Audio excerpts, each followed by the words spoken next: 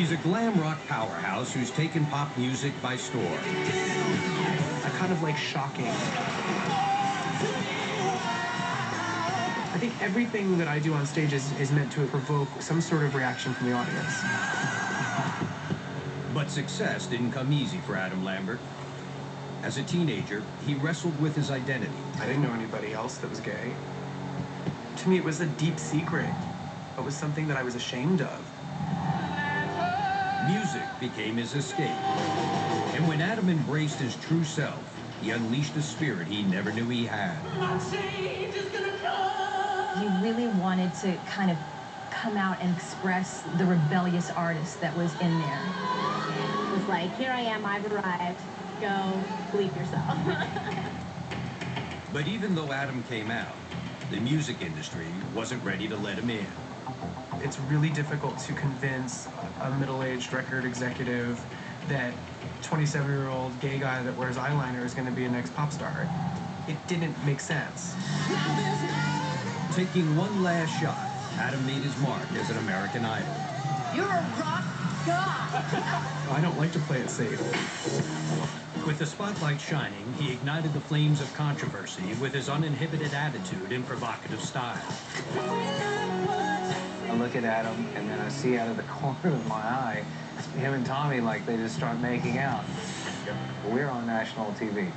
I thought, oh no, it's over. Never backing down, Adam finally hit it big. What do you want from me? My song just came on the radio. Still gives me a little thrill.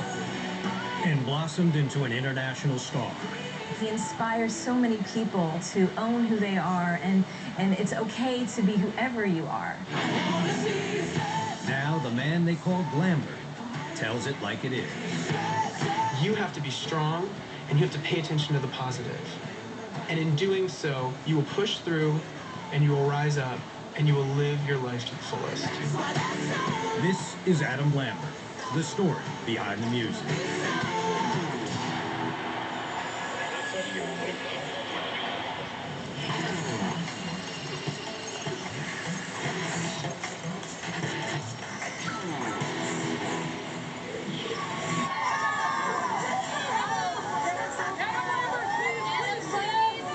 It's another day on the road as Adam Lambert winds down his 6-month-long Glam Nation tour, rocking fans in over 100 cities worldwide.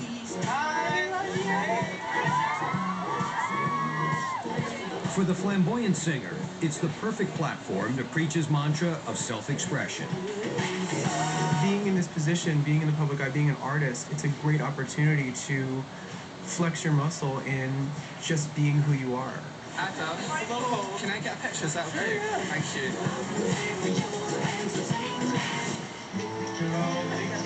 I got to meet the fans in every city. And there are a handful of occasions where I've gotten a little choked up with a fan who has expressed to me, you know what, you've changed my life, you've given me confidence, or you've made me more open-minded about your lifestyle.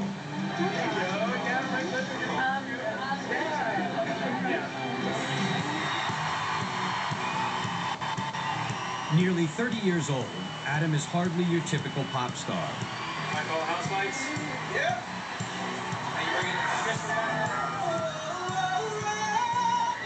And after a cathartic journey searching for his identity, both personally and professionally, Adam's soaking up every moment of his success.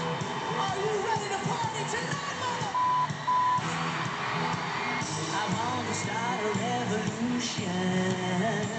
I think I'm a result of all the things that I love about music. You know, I love rock and roll. I love like that bombastic approach to vocals and sexuality. And I love the production style of electronic music. I love all that. I like artists that take risks and don't want to blend in. That's the kind of person I am, and that's the kind of artist that I am.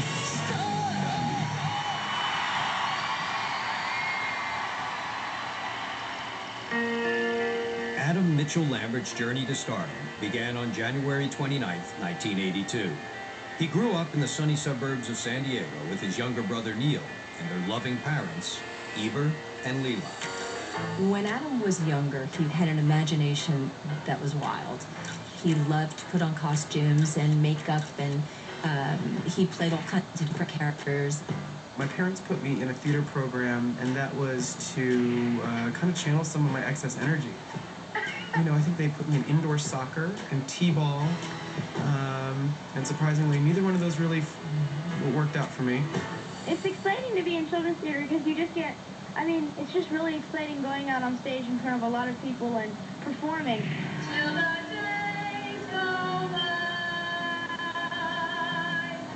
As Adam grew older, his natural gift for singing became a source of pride.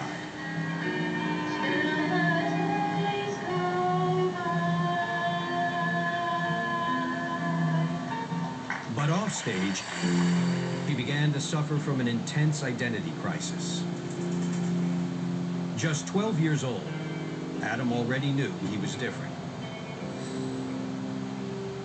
I think when I was about 6th grade, that's when I first realized that I was probably not the same as the other boys. And, you know, it was a weird discovery, and of course I was kind of in denial for a while, and it was all in my own head, and to me it was a deep secret. I was just not ready to talk about it with anybody. And I didn't know how my parents would react, and I didn't know what that would be like. And I think at that age it was something that I was ashamed of because it was so different and wasn't the norm and not encouraged, and no one talks about that in school. And you know, that's one of the things that's so hard about being a young person and realizing that you're gay or bi or whatever. We're not told that that's okay. Adam's insecurities only grew worse, and by the time he reached high school, he felt like an outsider. I was awkward and struggling to find out who I was and where I fit. I didn't know anybody else that was gay, so I was playing along. And that's one of the things that is really tough, is that you kind of create this persona in order to be accepted. And that persona is, I'm just like everybody else, so I'm gonna ask the girl to the dance. It's be this way, you should be your own. I'm gonna wear the clothes that all the other boys are wearing, and this way no one will make fun of me, and this way I'll be accepted. The harder it became to live this lie, the more Adam found solace on stage. So many nights I have stood in the moonlight. In high school, Adam jumped right in as a freshman and was already booking lead roles and beating out these seniors for the big parts. She slipped beneath my skin. I was hiding this other part of myself, but in order to compensate, I wanted to be the best singer, the best actor, the best dancer in my theater group. My one place that I felt like I belonged. I will be so happy. I mean, if I can make this my life, that will mean so much to me. No matter where I am, no matter what theater I am at, no matter what part I'm playing, as long as I can just be doing this the rest of my life, I will be a very, very happy man. For years, Adam's parents had suspected he might be gay. The summer after high school graduation, Adam and his mother attended a play about a troubled gay youth whose parents disown him. On the way home, his mother seized the opportunity to have a long, overdue discussion. I thought this was a golden opportunity for me to say something to him. And I said, you know, you can tell me anything. Do you want to have a girlfriend? And he said, no, not really. And I said, do you want to have a boyfriend? And he goes, well, I don't know, maybe. And so at that moment, that was the first time he ever really said that. I remember saying, Mom, why didn't you ask me sooner? She says, well, I didn't want to rush you. I wanted you to come to me when you were ready. It was very natural. I was like, oh, finally. Thanks for asking. I think we all had a collective sigh of relief that we, you know, okay, finally, it's all out in the open.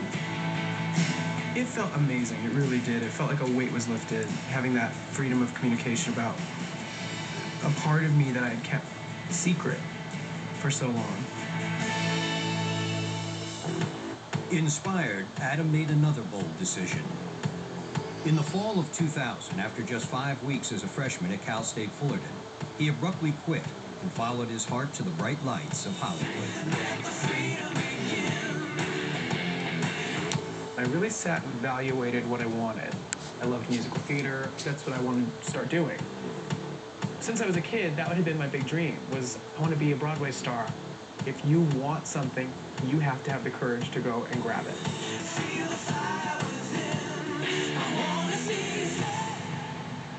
Coming up, Adam goes glam.